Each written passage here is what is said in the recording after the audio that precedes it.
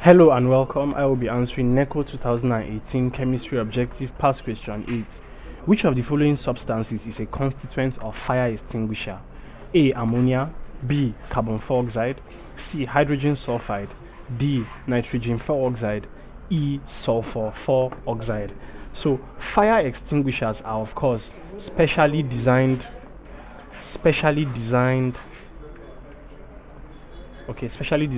equipment,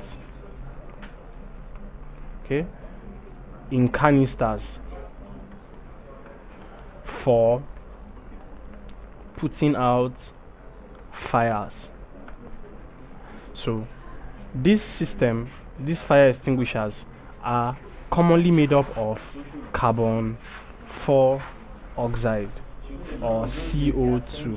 Now, CO2 is used as the constituent or is used as a constituent in fire extinguisher because it does not support combustion or burning. Combustion is also known as burning.